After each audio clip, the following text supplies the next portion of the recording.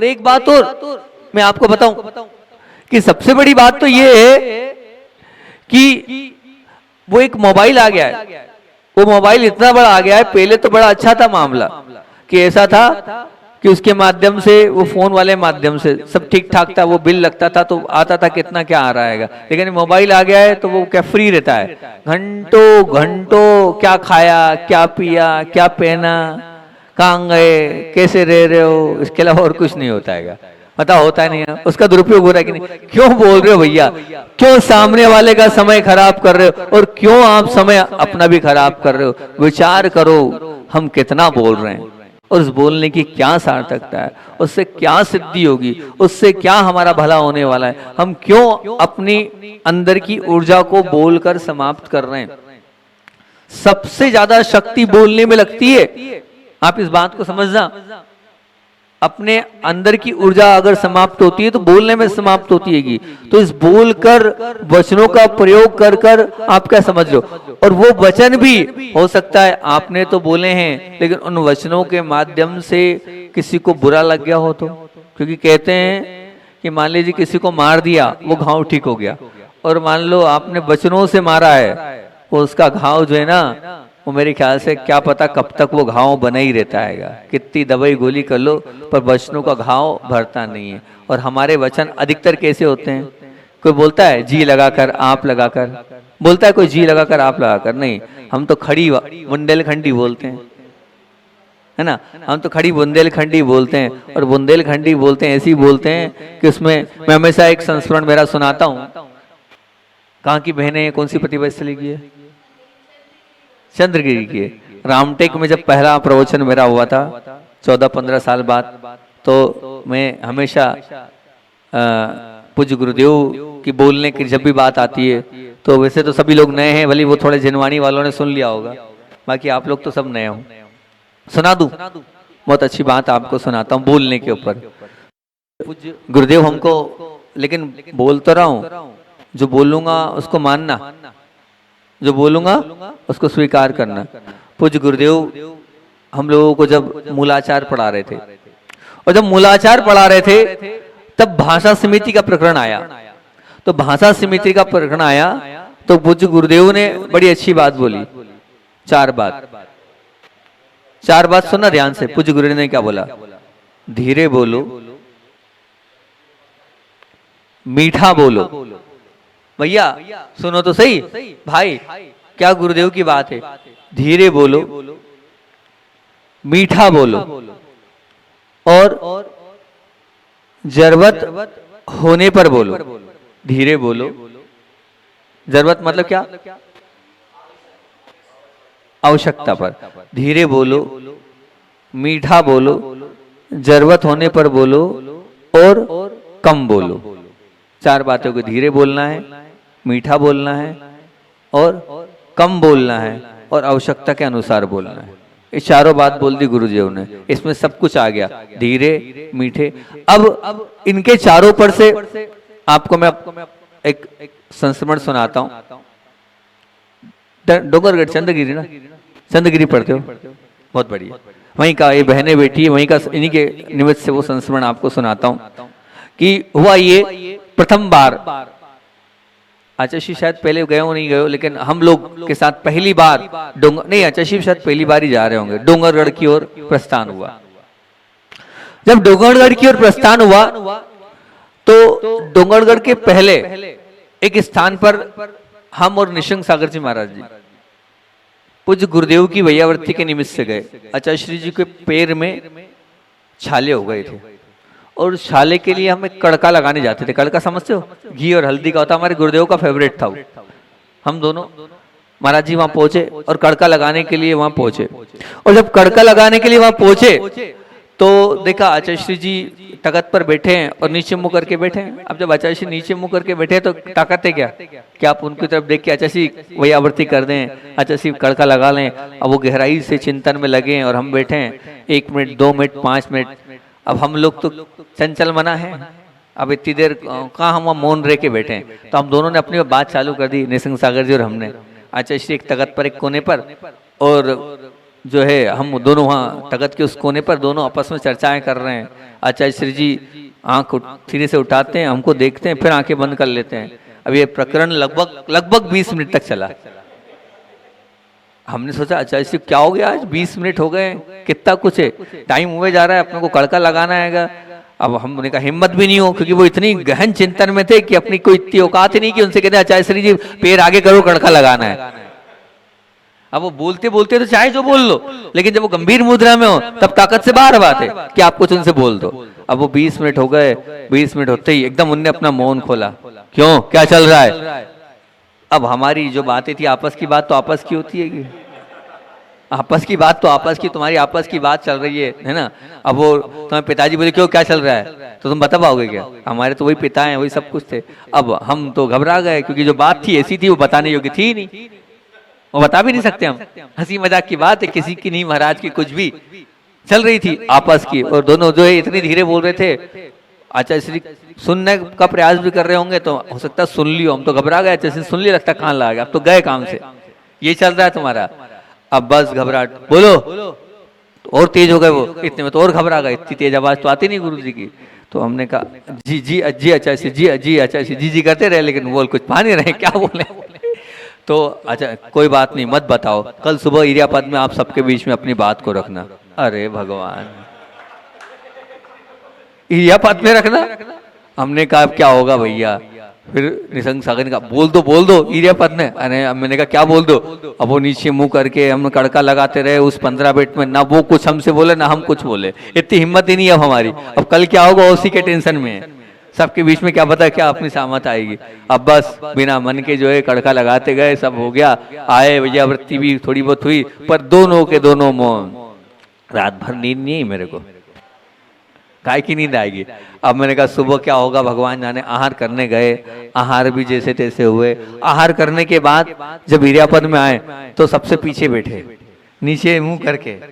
तो अब देखना आचार्य श्री जी सब लोग आ गए, सब लोग बोले आज वो दुर्लभ कहाँ गया आएगा। क्यों? जी जी आचार्य श्री, क्या कहा था हमने? मैंने कहा जी जी आचार्य श्री आपने कहा तो था। तो बोले जो कहा था तो इरियापद में कुछ बोलने को बोला, तुम कुछ बोल ही नहीं रहे हो। जी बोल रहा हूँ ना आचार्य श्री, बोल रहा हूँ। हाँ अच्छे, ठीक। एक और का है तुम्हारा साथी तो वो हाँ जी आचार्य जी, हाँ जी ठीक है, दोनों बैठ जाओ। फिर आचार्य श्री ने अपना मौन खोला और अपनी बात जो गुरुदेव ने रखी वो रखता हूँ। बोले हम लोग डोंगरगढ़ चंद्रगिरी जा रहे हैं, और चंद्रगिरी इतने बड़े संघ को लेकर तो पहली बार ही मैं जा रहा हूँ, और ऐसा है स्थान बहुत छोटा है, वहाँ पर एक ही परिसर है। उस परिसर में आप लोगों को क्या है कि आप अभी तक जो है वो बड़ा काम था आपका, एक इस मंदिर में कुंडलपुर में, तो एक उस मंदिर में कुंडलपुर में, अभी बड़ी व्यवस्था में थे, लेकिन अब छोटी सी व्यवस्था मिलेगी आपको। एक छोटा सा संत भवन है, उसी में पूरे इन साधुओं को 40-45 साधुओं को रहना है। बहुत अच्छी बात है, इन साधुओं को वहीं रहना है। अब वहीं रहना है तो आप समझना कैसे आपको रहना है। मैं आज आपको बताऊं, कल मैं बहुत चिंतन कर रहा था, और चिंतन करते करते ये दोनों महाराज आ गए, और दोनों महाराज वहाँ तख्त के पास आकर बैठ गए। तो बता रहा हूँ इन दोनों की कुछ चीजें मुझे बहुत अच्छी लगी। हमने कहा क्या अच्छी लगी इनको? बोले विचार करना, 5 से 6 फीट का तख्त होता है, और 6 फीट के तख्त में ये उस तरफ, मैं इस तरफ, मैं कान लगा के सुनने का प्रयास कर रहा हूँ, पर ये क्या बोल रहे हैं मुझे सुना ही नहीं आ रहा है। मैंने पूरी ताकत लगा दी अपनी कि सुन लूं, शांत हो गया, फिर भी जो है पूरे विचारों को गौण कर दिया, फिर भी ये क्या बात कर रहे हैं मैं सुन नहीं पाया। मैं इस चीज को लेकर बड़ा प्रसन्न हूँ कि बात ऐसी भी हो सकती है कि सामने वाला इधर बैठा भी हो तो उसको सुना ही नहीं आए। ये बात बहुत अच्छी लगी।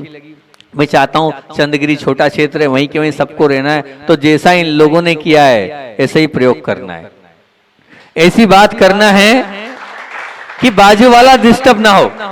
कैसा बोलना है कि बाजू वाला कहीं से लेके कहीं तक डिस्टर्ब ना हो, ऐसे बोलना है। आचार्य जी बोले भैया वो मान लो कोई साधु शुद्धोपयोग में है, शुभोपयोग में, या कहीं मान लीजिए अच्छे कार्य में लगा हुआ है, और आपने कुछ बोल दिया तो उसकी वाणी से उसका क्या होगा?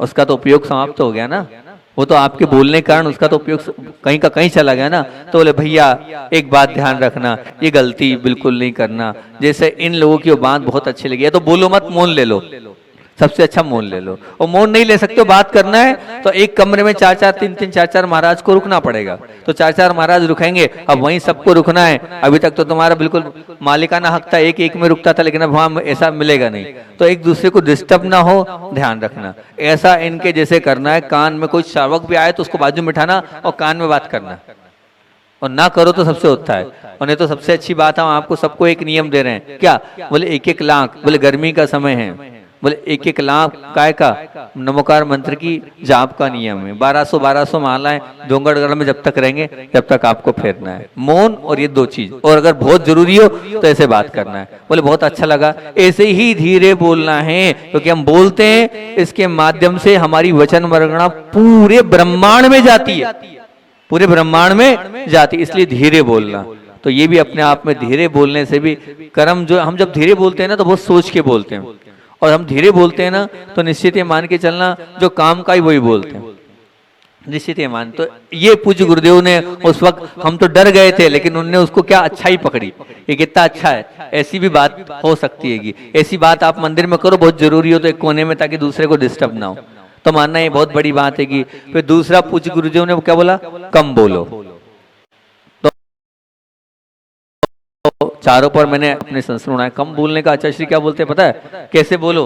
बोले आजकल तो समझ में नहीं आता है, बोले अब उस जमाने में एसटीडी चलते थे, आप लोगों ने देखे ही नहीं होंगे शायद, मेरे ख्याल से इन लोगों ने। हमारे जमाने में थे एसटीडी पीसीओ, मतलब हर चौराहे पे एसटीडी की दुकान हुआ करती थी, और वहां से फोन लगाया करते थे। फोन पर सामने मीटर चलता रहता था, और हम देखते थे कितना हुआ, हाँ ये चाहिए, खट से रख देते थे। होता था नहीं होता था? होता था। बोले जैसे एसटीडी पीसीओ में बिल बनता था, वो खट से हम रख देते थे कि पैसा लग रहा है, बस वैसे ही आपको ध्यान रखना है कि मैं बोल रहा हूँ और बोलने से पाप इकट्ठा हो रहा है, जैसे उसमें बिल इकट्ठा हो रहा है, या कर्म रूपी बिल इकट्ठा होगा तुम्हारा। इस बोलने से कर्म की संतति बढ़ती चली जाएगी। अगर कर्म रूपी बिल को नहीं बढ़ाना है तो क्या करना है? हमें उतना ही बोलना है जितना वो एसटीडी पीसीओ में बोलते थे, उतना बोलोगे तो बहुत अच्छी बात है। नहीं तो ध्यान रखना, हम बोलते चले जाएं, बोलते चले जाएं, उस बोलने का कोई मतलब नहीं है, सार्थकता ही नहीं है। हम बोल तो रहे। आखिर ऐसा क्यों होता है कि आचार्य श्री जी की सब बात मानते और हमारी कोई नहीं मानता? उसका कारण क्या है? आचार्य श्री जी देख लो, देखते हैं, अपनी अनुकूलता से कर लो। 100 बात बोल दी और एक में आंसर आ गया उनका, इतने में अब आप समझना हो तो समझ लो, नहीं तो कोई बात नहीं। क्योंकि वो बहुत नापा तुला ऐसे शब्द। आप भी अगर चाहते हो मेरे घर में मेरी विनय हो, मेरी इज्जत हो, और सब लोग क्या कहें कि हाँ भैया इनकी बात मानना चाहिए, तो अपने शब्दों को नापा तुले शब्दों में उत्तर दो। एक ही बात को बार बार दोहराओ नहीं, एक ही बात को 10 बात में मत बोलो। जितने कम शब्दों का प्रयोग करोगे उतने ही आप ये मान के चलना प्रभावक बनोगे, प्रभावशाली बनोगे। आप ये मत समझ, आप अगर व्यवहार बनाना चाहते हो, व्यवहारिकता रखना चाहते हो, तो बहुत धीरे बोलो और कम शब्द में बोलो, और उसमें भी मिठास होना चाहिए। शब्दों में कैसे होना चाहिए? मीठापन होना चाहिए।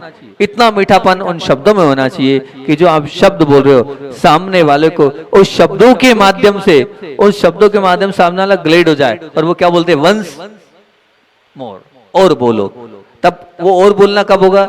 जब आपकी वाणी से मिठास होगी, तभी तो वो बोलेंगे कि और बोलो, नहीं तो हो ही नहीं पाएगा, कह ही नहीं पाओगे आप। तो वाणी में मिठास अगर आपकी होगी तो निश्चित ये मान के चलना वो सब आपके अपने हो जाएंगे। अगर आप सबको अपना बनाना चाहते हो तो वाणी में निश्चित रूप से मिठास होनी चाहिए। करना विचार, आपकी वाणी में मिठास है नहीं है? बोलो तो है। भाई बोल रहा है, पक्का है।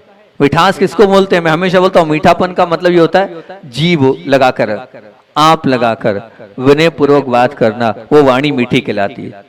मीठी वाणी कौन सी कहलाती है? जहाँ जी हो, जहाँ आप हो, जहाँ विनय कूट कूट के भरी हो, वो वाणी मीठी वाणी कहलाती है। वैसी वाणी आपकी है या नहीं?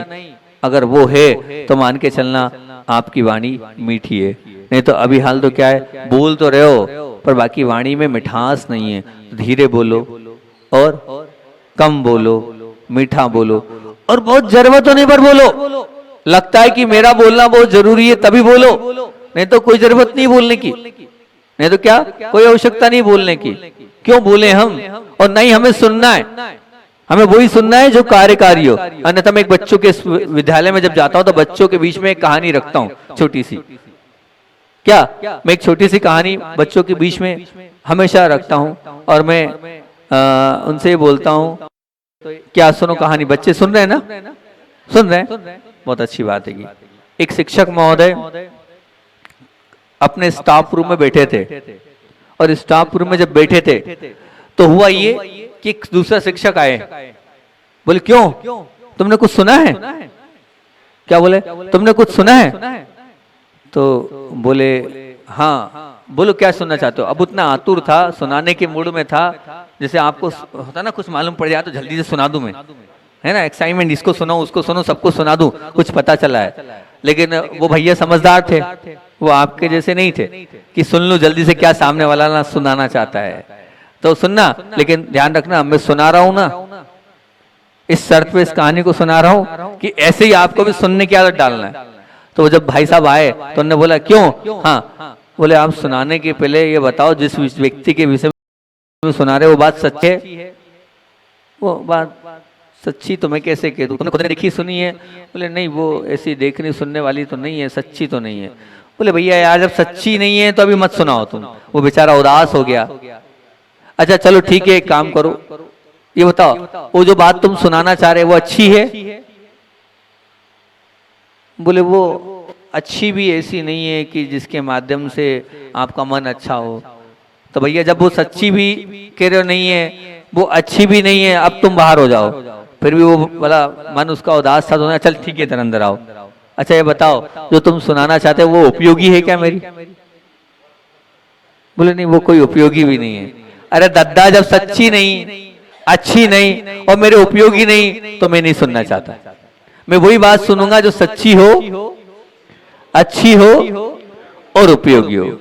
क्या? मैं वही बात सुनूंगा जो सच्ची हो, अच्छी हो और उपयोगी हो। तो बरवाई वालों इतना ही नियम ले लो, ज्यादा बड़ा नियम मत लो। क्या नियम लेना है? मैं वही सुनूंगा जो सच्चा हो, मेरे जीवन को अच्छा बनाने वाला हो। और मेरे अब कोई बात सच्ची भी होगी पर अच्छी नहीं है और उपयोगी नहीं तो नहीं सुनना, ठीक है ना? सच्ची तो है पर अच्छी नहीं है तो क्यों सुनना? और कोई सच्ची भी हो अच्छी भी हो लेकिन उपयोगी नहीं हो तो क्या मतलब? भैया कोई जीते कोई हारे, हमें क्या करना, कोई मतलब नहीं है। तो हमारे कार्य की कोई बात ही नहीं है। तो ध्यान रखना हमें क्या सुनना है, सच्ची, अच्छी और उपयोगी बात को ही सुनना है, दूसरी बात को तो हमें सुनना ही नहीं है। और बोलना भी कैसे? बोलना क्या है? बहुत बोलने से कोई मतलब नहीं है, एकदम कम से कम शब्दों में आप बोलोगे तो आपके शब्दों का प्रभाव पड़ेगा। आज इतना ही नियम ले लो। क्या नियम ले लो? कि हम अपने अपने शब्दों का कम से कम प्रयोग करेंगे, जितना कम से कम बोलेंगे उतना। और अगर मान लीजिए थोड़ी साधना कर लो और साधक बन जाओ तो इतना कर लो कि क्या रात को इतनी बजे के बाद हमारा मौन, जितनी बजे के बाद भी करना कोई दिक्कत नहीं, इतनी बजे के बाद हम नहीं बोलेंगे। कम से कम दुनिया से हमारा पूरा कांटेक्ट खत्म, इतनी बजे से लेके सुबह इतनी बजे तक हमारा मौन रहेगा। कोई एक आध दमदार है बेड़ा पार वाला कि हाँ महाराज जी हम भी जो है आप जैसे रात में नहीं बोलेंगे वैसे हम नहीं बोलेंगे। कोई अर्जेंट मैटर हो जाएगा, कहीं कोई जिया मर रहा होगा तो छूट दे दी मैंने, ठीक। कोई ऐसा एक आध है बरवई में धर्मात्मा है, एक आध प्रतिभा स्त्री में पढ़ने वाली बहन है। बोलो जितनी इच्छा तुम्हारी, इतनी बजे के देखो बहुत सारी चीजें जो है उससे तुम संयमित हो जाओगे। इसके बाद क्या है? अधिकतर दुनिया के पाप, सुनना, जितने पाप हैं, पाप काम कब चालू होते हैं? रात के बाद ही चालू होते हैं। चलो एक काम करो, जीवन पर्यंत नहीं बन सकते हो, महीने भर, 2 महीने, 6 महीने, साल भर के लिए बन जाओ कि इतनी बजे से लेके उतनी बजे तक का मौन रख लेंगे। कोई है? हाँ तो मैं यही तो कह रहा हूँ, फोन देख लेना, बहुत कार्यकारी हो तो कोई जी रहा है मर रहा है तो बता देना, ठीक है ना? लगता है मेरे बिना बोले काम नहीं हो सकता तो बोलना, बाकी बोलना सुबह। वो बोले ये वाली बात है, सुबह बात करेंगे, इतना बोल देना, खत्म कहानी। और लगे नहीं भैया इससे काम बिगड़ रहा है तो बोल देना, इतनी छूट तो दे रहा हूं मैं, और तो कोई ऐसा तो आपको बांध दे रहा हूं कि भैया आप मेरे जैसी कट्टर नियम पालना, ठीक। कौन एक आध बंदा है? आप हो तैयार? कितनी बजे से कितनी बजे तक? बोलो 10 के बाद। देखो अध्यक्ष जी ध्यान रखना, 10 के बाद मौन, सुबह 5 बजे तक। ये अच्छा ही अध्यक्ष है तुम्हारे यहाँ का, भले आहार नहीं करा रहे थे लेकिन मौन तो ले लिया उनने, ठीक है ना? 10 बजे से लेकर सुबह 5 बजे तक का मौन, ठीक है। और कोई ऐसा एक आध बंदा? कितनी बजे? बोलो मेरा बोलना सार्थक हो जाएगा। ए सोऊंगा नहीं दादा, ऐसा नहीं। सोने के बाद तो सबका मौन होता है, सोने के बाद मौन की बात नहीं चल रही है। रात में इतनी वैसे इतनी बजे तक का मौन है, वो कोई बात नहीं, 12 से ले लो, मुझे इसका विकल्प नहीं है, 12 से ले लो आप, चलेगा। मैं 12 बजे से लेकर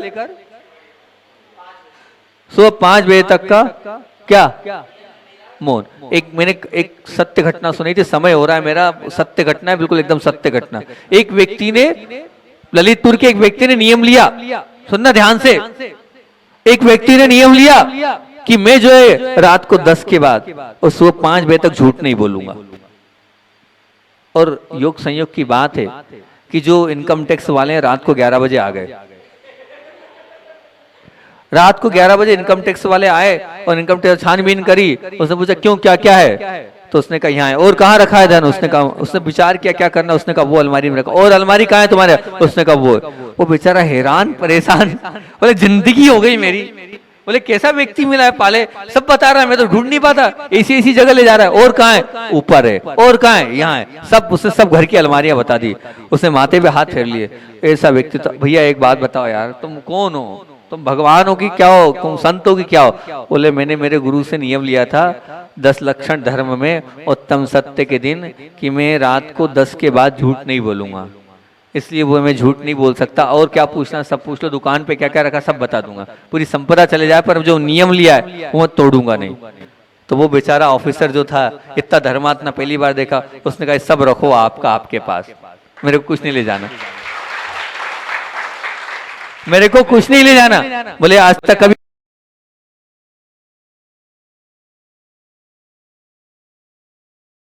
आज तक कोई ऐसा व्यक्ति नहीं, बोले अगले घर देख लूंगा, पर तुम्हारा तो 1 रुपया नहीं ले जाऊंगा, जो इतना सत्यवादी है। तो बस आज ध्यान रखना, दो आज नियम ले लो, 10 के बाद 12 के बाद, जैसा कोई और पहलवान है 12 से 6, क्या 11 बजे से सुबह 5 बजे तक, 5 बजे तक। और एक आध ऐसा कोई भेद नमदार बेड़ा पार, अपना जो कल्याण करना चाहता हो, बोलने से पाप होता है, उतनी देर तक के पाप से बच जाओगे आप, उतनी देर तक पुण्य का मीटर चालू हो जाएगा। अभी तक आप बोलते तो नहीं हो, पर नियम नहीं है, और जिस दिन से नियम ले लिया परीक्षा भी होगी, और लेकिन हम बने रहेंगे तो निश्चित मान के चलना हम उतनी देर से पुण्य, अभी पुण्य नहीं चालू होगा। पुण्य कब चालू होगा, अब भैया अध्यक्ष जी का चालू हो गया, 10 से 5 नहीं बोलेंगे, उस समय क्या होगा, उतनी देर तक के लिए पुण्य का मीटर चालू है इनका। जिसने नियम लिया उसका पुण्य का मीटर चालू। हाँ तो कोई दिक्कत नहीं है, नियम तो लिया, हिम्मत तो करी, आप तो हिम्मत भी नहीं कर रहे हो। उनने हिम्मत तो करी कम से कम कि हम नहीं बोलेंगे। ये भी अपने आप में कोई छोटी मोटी बात थोड़ी है, बहुत बड़ी बात है ये भी, कि कहना कि हम 10 के बाद नहीं बोलेंगे। अरे साधु, हाँ मेरी बात तो सुनो, हम तो लिखने की काय को आ रहा हूं, अगर लगता है मेरा बोलना जरूरी है, कोई जी रहा है मर रहा है, तो बोलने की छूट, मैं छूट दे रहा हूं ना, क्योंकि आप गृहस्थ हो, आपके बिना काम नहीं चल रहा है। आप नपे तुले शब्दों में जवाब दे दो, जैसे आचार्य श्री बोलते देख लो, कर लो, अनुकूलता, उतने शब्द में जवाब देते ना, नपे तुले शब्दों में। आवश्यक जी रहा है मर रहा है, समझ जाओ, खत्म कहानी। लगता है कि भैया मेरे बिना काम नहीं होगा, मेरे बोले बिना काम नहीं होगा, उस वक्त आप बोल लो, बाकी आपको नहीं बोलना है। बाकी क्या करना है, मौन रहना है। बस 2-3 धर्मात्मा है इस पूरी बरवाई में, और नहीं है कोई। 11 से 5 चलो ठीक है, भोरासा के अध्यक्ष महोदय भी आ गए, और कोई तैयार हो रहा है। हाँ 11 से 5, माँ कितनी बजे, 11 से 5, और कोई है कोई ताकत वाला जो चाहता है मैं पापी नहीं बनूं, मैं पुण्यात्मा बनूं और अपने कर्मों को छोड़ूं, और मुझे संसार में क्या, संसार में नहीं भटकना है। देखो तरीका बता रहा हूं संसार से भटकन का। अगर आप संसार में नहीं भटकना चाहते हो तो रात को जब हम नहीं बोलते हैं तो नियम ले लो, छूट तो दे दी भैया, अर्जेंट विषय में अगर कोई बर्बाद हो रहा है आपका तो छूटेगी। बोलो और कोई बात, 3-4 लोग ही हैं, 5 हमारे भैया बहुत सोनू भैया धर्मात्मा है, और सचमुच तो पक्के धर्मात्मा। कितनी बजे कितनी बोलो, 11 से 5 सोनू भैया के लिए ताली। भैया यार मंटे यार, देख यार भाई यार, वो श्रीपाल तैयार हो गया, सोधर्मेंद्र नहीं होगा तो बहादुरी हो जाएगी बात यार। सोधर्मेंद्र पहले, इंद्राणी पहले, सची पहले तैयार हो गई। कितनी बजे से कितनी बजे तक, 10 बजे से सुबह 5 बजे तक का, 6 बजे तक, सौधर्मेंद्र बोलो।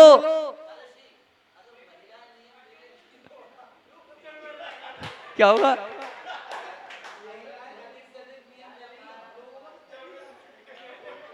अपने आप हो जाएगा।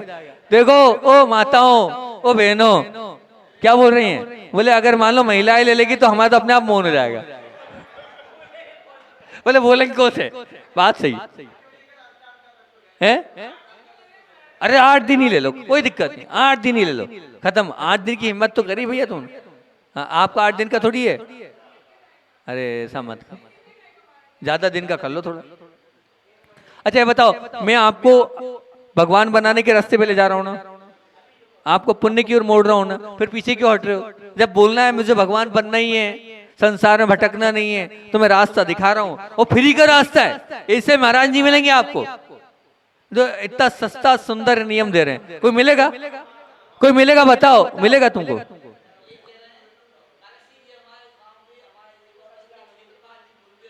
हाँ, कोई दिक्कत नहीं, 12 से 5 से देख। हाँ जी, नहीं नहीं, अभी समझो तुम बात को, वो नियम दो जिससे जुड़ जाए, दिन वाला नहीं। पहले रात में तो संयमित हो दो यार। आज समझो, हम पहले रात तो संयमित हो, फिर धीरे धीरे 12 से 11 पे लाएंगे, 10 पे लाएंगे, 9 पर लाएंगे। पर रात पहले वो करो। अपन पहले से गोली मारते दिन में मोल लो तो कहां से लेगा वो? पहले ही बंदूक चला दी हमने। नहीं नहीं, संस्मरण तो सुनो, संस्मरण तो अभी भी हमारा रह गया अधूरा। 12:35 हो गई, संस्मरण तो हम सुनाते हैं, बिना संस्मरण के प्रवचन होता नहीं हमारा। सुनना है नहीं सुनना है? सुनना।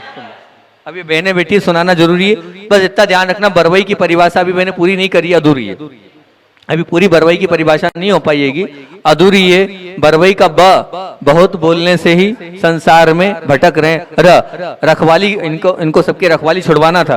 आऊंगा अगली बार, रखवाली छुड़वाऊंगा तुम्हारी। रखवाली करने से ही संसार में भटक रहे। और वासना, अब वो वासना का अर्थ अलग में बताता, अब अगली बार वासना रखने से ही संसार में भटक रहे। और ईमानदारी, ध्यान रखना, जितने नियम लिए ईमानदारी से लिए, भगवान के चरण छूने का ईमानदारी से नियम लिया है, तो अब झूठ उसमें कुछ नहीं करना। नहीं, ईमानदारी छोड़ने से ही संसार में भटक रहे हैं। अगर अपने संसार की भटकन से हमें ऊपर उठना है तो बहुत अच्छी बात है कि अब आचार्य श्री का संस्मरण आपको सुनना है, सुना देता हूँ। आज बहुत अच्छा संस्मरण सुनाता हूँ कि पूज्य गुरुदेव के साथ हम लोग एक कच्चे रास्ते से होते हुए जा रहे थे। और उस कच्चे रास्ते से होते हुए जा रहे थे, तब आचार्य भगवान जो है, सब अजैन बुंदेलखंड के लोग थे, आदिवासी थे, कहीं कैसे थे, उनको देख देख कर बड़े मुस्कुराते हुए आशीर्वाद देते हुए निकल रहे थे। जंगल में से जा रहे हैं, सबको आशीर्वाद देते हुए निकल रहे हैं। हमने सोचा आचार्य श्री बड़े आज प्रसन्न हैं, जैसे सब कुछ मिल गया उनको, और निकलते जा रहे हैं, आशीर्वाद देते जा रहे हैं। शाम हुई, एक छोटे से विद्यालय में हम लोग बैठे, विशाल सागर जी महाराज, धवल सागर जी महाराज और मैं, हम तीनों गुरुदेव के पास वैयावर्ती के लिए पहुंचे, क्योंकि बड़ा पुण्य रहता था कि गुरुदेव की वैयावर्ती करना बहुत अच्छा लगता था, तो उसको कभी छोड़ते नहीं थे हम। जितना हो उतना मौका पहले वो, उसके बाद बाकी सब काम। पहुंचते आचार्य श्री ने सबसे पहले प्रश्न दागा। बोले क्यों? आज सब लोग देख रहे थे, कितने सारे लोग दर्शन कर रहे थे, तो आप जब वो दर्शन कर रहे थे तो आप लोगों ने क्या भावना भाई उनके लिए? तो सबने कहा आचार्य श्री जी, किसी ने कुछ। बोले नहीं, मैं जो भाव बहा रहा था वो कोई नहीं बहा रहा था। तो मैंने कहा आचार्य श्री आप क्या बोल रहे थे, हम समझ नहीं पा रहे। बोले जितने भी वो अजैन बंधु थे, वो कैसे तो दर्शन कर रहे थे, आप लोग तो चरण छूते हो, वो तो हमारी धूल को ऐसे लगा रहे थे। कोई नतमस्तक हो रहा था, कोई क्या कर रहा था, जैसे उनके भगवान आ गए हो। तो मैंने सबको मालूम है क्या आशीर्वाद दिया, एक बार में मैंने आशीर्वाद दिया, सबको सम्यक दर्शन की प्राप्ति हो, सबको सम्यक दर्शन की प्राप्ति हो, सबको सम्यक दर्शन की प्राप्ति हो। बोले आज तो मैंने माला फेर ली, इतनी बार मैंने बोला सम्यक दर्शन की प्राप्ति हो, सम्यक दर्शन की प्राप्ति हो, बस यही भावना है। उतने लोगों ने इतने भक्ति भाव से नमोस्तु किया, उन सबको सम्यक दर्शन की प्राप्ति हो और उनका संसार छूटकर उनका भी कल्याण हो जाए। ऐसे हमारे पूज्य गुरुदेव है, जो अपनी नहीं सबकी चिंता करते। बोले परम पूज्य आचार्य विद्यासागर जी महामुनि राज की जय।